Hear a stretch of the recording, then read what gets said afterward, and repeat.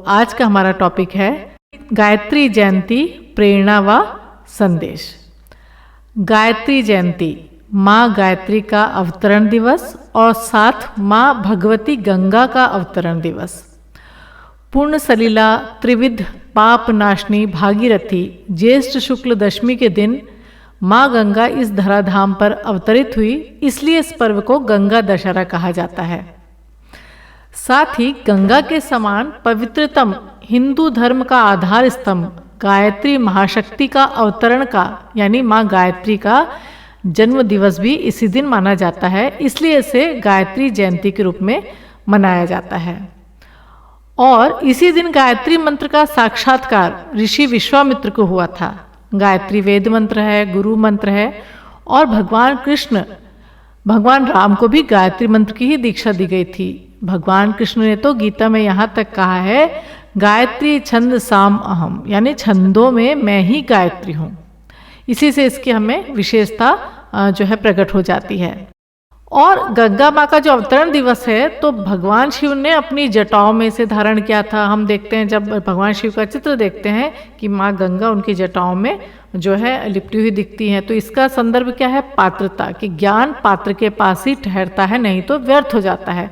तो आज के इस जीवन साधना रूपी ज्ञान की हम सभी को बहुत ज़्यादा आवश्यकता है। और साथ हम देखें तो गायत्री जयंती के दिन हमारी आराध्य सत्ता यानी परम पूज्य गुरुदेव आचार्य श्री राम शर्मा की पुण्यतिथि भी इसी दिन है, और इसलिए भी ये बहुत ज़्यादा महत्वपूर्ण हमारे लिए हो जाता है। एक और विलक्षण तथ्य हम जाने उसको, प्रज्ञा परिजनों को भली भांति विदित है कि इस विराट गायत्री परिवार के अभिभावक, संरक्षण, साधक, वेद मूर्ति तपोनिष्ठ आचार्य पंडित श्री राम शर्मा जी ने अपने स्थूल शरीर के बंधनों से मुक्त होकर इसी पावन दिन माँ गायत्री की गोद में स्थान पाया था। हमारे अधिष्ठाता गायत्री महाविद्या के तत्व ज्ञान गुरुदेव ने अपने पूर्व कथन द्वारा इसी पावन दिन का चयन कर स्वयं को सूक्ष्म में विलीन कर लिया था। तो देखिए, जो महापुरुष होते हैं, जो अवतारी चेतनाएं होती हैं, इतने सामर्थ्यवान गुरु होते हैं, वो अपनी इच्छा से अपनी देह का त्याग कर सकते हैं। और इससे ज़्यादा अच्छा दिन क्या हो सकता था कि माँ गंगा, माँ गायत्री के अवतरण का दिवस और परम पूज्य गुरुदेव ने हमारे उसी दिन अपनी देह को त्यागना सही समझा। तो ये भी हमारे लिए बहुत महत्वपूर्ण दिन इसलिए हो जाता है। और इस युग के भागीरथी एवं विश्वामित्र की संज्ञा जिन्हें प्राप्त है, यानी हमारे गुरुदेव को, जिनने 80 वर्ष की आयु में 400 वर्ष के बराबर जीवन जीकर एक अति मानवीय पुरुषार्थ कर दिखाया, उन आचार्य श्रेष्ठ के लिए और कौन सी श्रेष्ठ तिथि हो सकती थी कि स्वयं को अपनी आराधक माँ भगवती गायत्री की महासत्ता में विलीन कर दिया। इस पावन पर्व की वेला में युग ऋषि के गायत्री महाशक्ति को समर्पित एक सच्चे साधक के स्वरूप के विषय में जानने का प्रयास करें। तो हम देखें कि गायत्री जयंती की अगर महत्व हमको देखना है तो हम कैसे जान सकते हैं कि जो गायत्री साधक इस युग के विश्वामित्र हैं, उनके जीवन से हम देख सकते हैं कि गायत्री साधना के द्वारा और जीवन में कैसे एक अद्भुत परिवर्तन हम देख सकते हैं। पूछे जाने पर पूज्यवर कहते थे, मेरा दृश्य जीवन जो लोग जानते हैं वो मात्र 1 वर्ष का है, शेष 79 वर्ष मैंने एक साधक की जिंदगी जी है। तो 80 वर्ष का गुरुदेव का जीवन था। तो यहाँ बता रहे 1 साल वो बोलते हैं, जो दिख रहा है वो लोगों को पता है, लेकिन जो मैंने 79 वर्ष का जीवन दिया वो एक साधक की जीवन हमने दिया है। वस्तुतः उनका व्यक्तित्व एक साधक की प्राण ऊर्जा का अक्षय कोष था। साधना के नए आयामों को उन्होंने खोला व इसे रहस्यवाद के, गुह्यवाद के लटके झटकों से बाहर निकालकर सच्ची जीवन साधना के रूप में प्रस्तुत किया। मिथ्या अध्यात्म कर्मकांडों धर्म के विषय में बड़ी कड़ाई से लिखने वाले आचार्य श्री ने इस क्षेत्र की ओवर हीलिंग कर सच्ची साधना पद्धति प्रस्तुत की, और यदि ये कहा जाए तो कोई अत्युक्ति ना होगी। उन्होंने कहा कि परिवर्तन जीवन पद्धति में हो, चिंतन में हो, वेश में होना अनिवार्य नहीं है। और होता उल्टा है कि लोग वेश तो इतना बड़ा बड़ा बना लेते हैं, लेकिन अगर हम देखें तो ना उनके जीवन और चिंतन में ऐसा हो, वो जरूरी नहीं है। तो गुरुदेव ने उसको उलट दिया, बोले हम वेश भला ही साधारण रूप में रहें, लेकिन जीवन में परिवर्तन हमारे दिखना चाहिए, चिंतन में परिवर्तन दिखना चाहिए, यदि हमारे जीवन में गायत्री साधना को हमने स्थान दिया है। साधना से सिद्धि को उन्होंने परिष्कृत जीवन रूपी प्रत्यक्ष कल्प वृक्ष के रूप में प्रतिपादित किया, प्रमाणित भी किया, स्वयं वैसा जीवन जीकर। तो यहाँ पे बता रहे हैं कि गुरुदेव ने अपने जीवन में, बोलते ना, अपने जीवन की लेबोरेटरी में गायत्री साधना को जीकर दिखाया। तो यहाँ बता रहे कि साधना से सिद्धि को उन्होंने परिष्कृत जीवन के रूप में कि जो मैंने पाया वो आप भी पा सकते हो। कौन ऐसा गुरु बोलता है? ज़्यादातर तो होता है कि हम जो पा सकते बेटा तुम हमारे शिष्य तो बन सकते हो, पर वो चीज़ें नहीं पा सकते। पर शायद आचार्य श्री हमारे गुरुदेव ही एक ऐसे गुरु हैं जिन्होंने कहा कि जो मैंने पाया वो तुम सब पा सकते हो, और उन्होंने अपने जीवन में जी के दिखाया। हम ढेरों साधकों की जीवनी देखते हैं, परंतु लोग उनसे क्या शिक्षण लें? क्या सभी हिमालय चले जाएं? कुंडलनी जगाने के सम्मोहन भरे जाल में उलझकर जीवन संपदा गवा बैठे, या मरघट में बैठकर तांत्रिक साधना करे? नहीं, उन्होंने लोक मानस के बीच रहकर उनके जैसा जीवन जीकर बताया कि आध्यात्म 100% व्यवहारिक है, सत्य है। वह इसे उन्होंने अपने जीवन रूपी प्रयोगशाला में स्वयं अपनाकर देखा व खरा पाया है। कई लोग आध्यात्म से क्यों भागते हैं? या कई बार ऐसा होता है कि आध्यात्मिक विषय लोगों की धारणा ही बिल्कुल गलत है। तो यहाँ पे ये बोल रहे हैं कि उन्होंने ये जीवन जी के दिखाया कि जीवन जो होता है हम साधना करें तो घर में रह के करें और अपने कर्तव्य का पालन करते हुए करें, और उससे लोक कल्याण की ओर आगे बढ़े। पर उनका शिक्षण ये नहीं सिखाता कि जब हम कुछ भगवान का काम करने चाहे तो सब कुछ छोड़ दें, अपने कर्तव्य को भूल जाए, हिमालय चले जाए और उल्टी सीधी क्रियाएं करके लोगों को ऊंचा नीचा करने के चक्कर में अपनी जो जीवनी शक्ति है उसको खराब करें, और या फिर बैठ के तांत्रिक साधना करें। तो गुरुदेव का इतनी खुली किताब है जीवन, और उन्होंने जो सिखाया वो बिल्कुल व्यवहारिक ज्ञान है। इसीलिए गुरुदेव का जो क्रांतिकारी जो साहित्य है या विचार क्रांति अभियान, वो इसीलिए है कि आज के व्यवहारिक युग में किस तरह हम आध्यात्मिक रास्ते पे आगे बढ़ के और वैज्ञानिक आध्यात्मवाद को अपने जीवन में अपना सकते हैं। और ये उन्होंने केवल बातें नहीं की, कथनी करनी उन्होंने एक सी करी, उन्होंने अपने जीवन की लेबोरेटरी में इसको जो है सबको करके दिखाया है। और देखिए हम अगर कि उन्होंने गायत्री को ही क्यों चुना, तो गायत्री वेदों की माता है। संपूर्ण वेद जो है वो आदि ज्ञान वहीं से प्राप्त हुआ है, और गायत्री को देव माता कहा जाता है क्योंकि यही माता समस्त देवताओं की उत्पत्ति करती है। विश्व माता कहा जाता है क्योंकि समस्त विश्व की जननी और पालन करने वाली है। तो जो साधक वेद माता, देव माता, विश्व माता की आराधना करता है वो समस्त ज्ञान का अधिकारी बन जाता है। और गायत्री की महिमा तो इतनी ज़्यादा गाई जाती है क्योंकि गायत्री आज के समय की आवश्यकता है, और गायत्री मंत्र का देवता सविता है, सूर्य है, जिसे वेदों में संपूर्ण जगत की आत्मा व उत्पन्न करने वाला कहा गया है। और जब गायत्री साधक सविता के तेज का ध्यान करते करते स्वयं भी महातेजस्वी बन जाता है और उस ज्ञान के प्रकाश को सब जगह फैलाता है। तो कितना सुंदर यहाँ पे बताया गया। और गायत्री साधना का प्रयोग कोई भी इंसान अपने जीवन में कर सकता है। ये गुरुदेव ने स्वयं अपने जीवन की प्रयोगशाला में हमको करके दिखा दिया। और गायत्री से क्या नहीं मिलता, तो गुरुदेव का तो हम जीवन देख ही सकते हैं, लेकिन हम जो सामान्य लोग हैं उनको भी इतना कुछ मिलता है। क्या मिलता है उससे? तो हम देखें तो आंतरिक तेज बढ़ता है, आत्मविश्वास बढ़ता है, विचारों भाव में सकारात्मकता आती है, आसपास के माहौल में उसका असर दिखाई देता है, पूरे घर परिवार पड़ोस में सात्विकता, शांति, प्रेम, सद्भाव बढ़ता हुआ हम सब अनुभव कर सकते हैं। गायत्री साधक का चिंतन उत्कृष्ट चरित्र, आदर्श में व व्यवहार उदार व सेवा भावी हो जाता है, और सादा जीवन व उच्च विचार से युक्त जीवन ऊंचा उठते चला जाता है। और न केवल हम अपना जीवन ऊंचा उठा सकते हैं, बल्कि अपने साथ चलने वालों का जो भी संपर्क में आता है वो एक तरह से, जिसको बोलते हैं ना, लोहे से पारस बनता चला जाता है। जैसे कि हमारे परम पूज्य गुरुदेव के पारस रूपी जीवन से हम सब जब थोड़ा सा भी टच करते हैं उनके जीवन को, तो निश्चित रूप से हमारे जीवन में भी जो है परिवर्तन आता चला जाता है। यहाँ पे गुरुदेव आगे बताते हैं, साधना व जीवन को दूध व पानी की तरह घुलाकर जैसे जीवन साधना की जा सकती है, इसे हम गायत्री जयंती के पावन पर्व के प्रसंग के रूप में गुरु सत्ता की जीवनी को देख पढ़ आत्मसात कर अपने लिए भी एक मार्गदर्शन के रूप में पा सकते हैं। तो कितने अच्छे से बताया कि साधना व जीवन बोले जिस तरह से दूध व पानी घुल जाते हैं, तो जब साधना की जाती है तो निश्चित रूप से जीवन में भी वो दिखेगी। यदि हमारा जीवन साधना के बाद श्रेष्ठ नहीं बन रहा है, हमारे जीवन में कोई जो कमियां हैं, हमारे जो विकार हैं, दोष हैं, और यदि हमारी कुछ भी ऐसी आदतें हैं अगर वो नहीं जा रही हैं, तो मतलब कहीं ना कहीं उसके साथ वो तारतम्य उसका बैठ नहीं पाया है। और कितनी भी हम माला कर ले, लेकिन अगर जीवन में नहीं दिख रहा है, इसीलिए बोला जाता है कि साधना लंबी नहीं गहरी होनी चाहिए, ताकि गहराई से अगर 2 माला भी करें लेकिन अच्छे से करें तो निश्चित रूप से वो हमारे जीवन को बदलती चली जाती है। ना जाने कितने चमत्कारों का विश्वकोश पूज्यवर के जीवन से जुड़ा है, पर लौकिक जीवन में वे एक सामान्य व्यवहार कुशल, एक सीधे सरल लोकसेवी के रूप में प्रतिष्ठित रहे। जीवन भर उन्हें कोई उस रूप में नहीं जान पाया जिस रूप में महाकाल की अंशधर सत्ता वो हमारे बीच में आई थी। अब अगर हम देखें तो हमको ये बात ध्यान में रखनी चाहिए कि अगर परम पूज्य गुरुदेव आए तो किसी विशेष उद्देश्य से आए, और या हम बोले लाए गए, बिल्कुल ऐसा बोला जा सकता है कि भाई लाए गए, क्योंकि जब जैसा बोला जाता है ना यदा यदा ही धर्मस्य, कि जब भी पृथ्वी पर धर्म की हानि होती है तो निश्चित रूप से जो है महामानवों का अवतरण होता है। उसी श्रृंखला में गुरुदेव भी आए, पर वो आए किस प्रयोजन से थे? अगर उनके साथ किसी शक्ति का प्रवाह आया था या हम बोले लाए गए थे, तो वह प्रवाह हमारे अंदर भी आना चाहिए। अब हमको कई बार लगता है गुरुदेव से जुड़ गए, गायत्री साधना भी कर रहे हैं, तो चलो पहला स्टेप तो हमने पूरा कर लिया। अब नेक्स्ट स्टेप क्या आता है? कई बार हम गुरुदेव का काम तो करना चाहते हैं, गायत्री साधना को भी घर घर पहुंचाना चाहते हैं, गुरुदेव के विचारों को घर घर पहुंचाना चाहते हैं, पर लगता है हमको कि हमारा जो कॉन्फिडेंस है वो हिल रहा है। आत्मविश्वास हिलने का मतलब क्या होता है? परम पूज्य गुरुदेव के प्रति हमारा विश्वास हिल रहा है।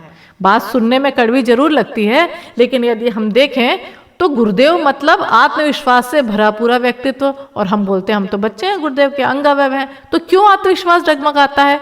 अरे हम अपनी बात बोलें, और यदि हमने तैयारी सही नहीं की है तब हमारे अंदर वो चीज़ आती है कि हमारे बोलने से लोग आएंगे कि नहीं, हमारी बोलने से लोग साधना करेंगे कि नहीं। हमने गुरुदेव की तो बस सीढ़ी पकड़ा दी या भेज दिया 24 अक्षर गुरुदेव के कि गुरुदेव की आवाज़ में करो, पर व्यक्ति जब जुड़ता है तो पहले हमसे जुड़ता है, हम जिससे बोलते हैं। इसलिए अपने व्यक्तित्व को इतना ज़्यादा हमको बढ़ाना जरूरी है कि हमको लगे कि हम गुरुदेव को साथ लेके चल रहे हैं। तो यहाँ पे बताया जा रहा है कि जो गुरुदेव ने इतना अच्छा जीवन दिया तो हमारे साथ ऐसा क्यों होता है। अब यहाँ पे कई बार लगता है कि गायत्री साधना भी लोगों तक पहुंचा दी गई है, लेकिन गायत्री विद्या का क्या मतलब है? जो जीवन के परिष्कार की विद्या है, जीवन को तेजस्वी बनाने की विद्या है। तो क्या हम सही रूप में लोगों को पहुंचा पा रहे हैं? अभी हम शायद वो नहीं कर पा रहे हैं जिसके लिए हमको गुरुजी से जोड़ा गया था, और बंधन तोड़ दिया हमने। हमको लगता है हमारे तो अब कुछ बंधन ही हम गुरुदेव के प्रति समर्पित है, लेकिन बंधन टूटने के बाद भी कई बार हम लड़खड़ा जाते हैं। तो हम जितने भी त्यौहार आते हैं जो पढ़ते हैं, अल्टीमेट उसका क्या निकल के आना चाहिए? क्या हम एक सही रूप में गायत्री साधक बन पाए? क्या हम सही रूप में एक शिष्य बन पाए? तो वो आत्मचिंतन का विषय है, और हर बार घूम फिर के यही बात हमको सोचने की जरूरत है। क्यों? हमारे अंदर की जो है क्षमता बढ़नी चाहिए, प्रतिभा बढ़नी चाहिए। गुरुदेव जैसा चाहते हैं वैसा हमारा जीवन जीना चाहिए। गुरुदेव ने क्या बताया हमको कि हम तो बन गए, हमारा जीवन देख लो, ठीक है, लेकिन आप हमसे जुड़े हैं तो फिर आपका जीवन वैसा क्यों नहीं बन पा रहा है? तो यहाँ जब बोलते हैं ना कि भगवान राम के समय जो रीछ वानर आए, जो वो तो उनसे जुड़े और उनका जीवन सार्थक बनता चला गया, हम भी तो हमारे श्री राम से जुड़े हैं, पर क्या हमारा जीवन सार्थक बन रहा है क्या? इसीलिए ये त्योहारों पर बार बार हमको वो चीज़ जो है याद दिलाई जाती है। अब यहाँ पे बोल रहे हैं कि अगर हम देखें कि सूर्य में क्षमता है, सूर्य हम सभी जानते हैं, सूर्य तो वो सारी सृष्टि को प्रकाशित करता है, और अगर हम शीशे से उसको रिफ्लेक्ट करेंगे तो हर जगह वो सूर्य दिखना चाहिए। तो यहाँ बोले कहीं ना कहीं तो ऐसा है कि हमारा कोई ना कोई जो कोना है वो अंधेरे में है, इसीलिए हमारे अंदर वो प्रकाश नहीं आ पा रहा है। तो यहाँ बोल रहे हैं कि गुरु जी इतने सब लोग बोलते सिद्ध पुरुष है, महात्मा है, अवतारी हैं, तो कई बार ऐसा होता है कि तो क्यों नहीं हमारे जो है जीवन में वो प्रकाश आ पा रहा है? कहीं ना कहीं कोई चीज़ है जो बीच में अटक रही है, वो पर्दा है बीच में। तो अगर यही कह सकते हैं कि दुनियादारी का पर्दा है जहां हम अटक जाते हैं। और परम पूज्य गुरुदेव ने अंग अवयव में क्या कहा है कि आप सबकी यानी हम सबकी संयुक्त शक्ति का नाम वह व्यक्ति है जो ये पंक्तियां लिख रहा है। इसका मतलब क्या हुआ कि हम सबकी शक्ति को मिला के गुरुदेव बोल रहे हैं कि तुम की सबकी शक्तियों को मिलाकर ही मैं ये काम कर पा रहा हूँ। कितने अच्छे से गुरुदेव ने बताया है।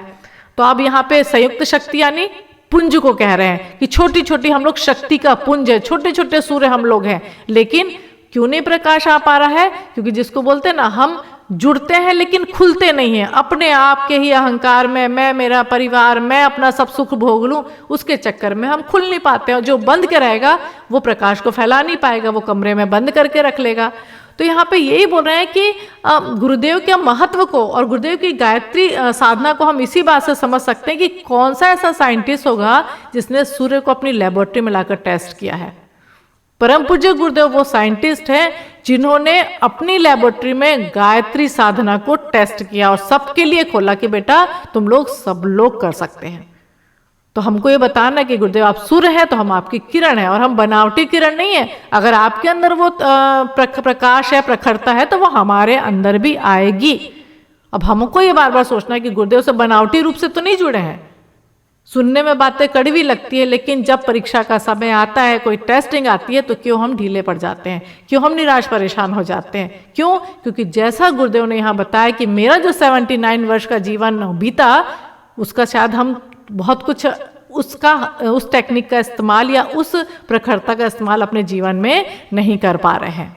तो हम बार बार हमको इस सब सोचना है।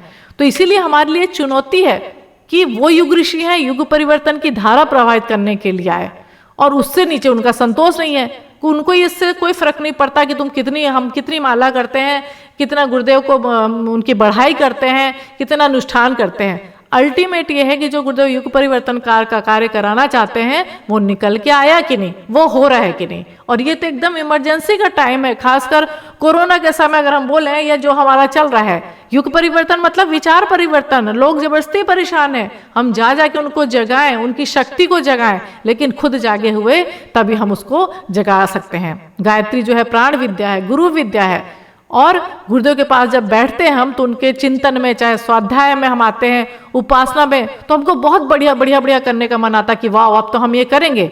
लेकिन जब हम करना चाहते हैं तो कई बार वो हो नहीं पाता।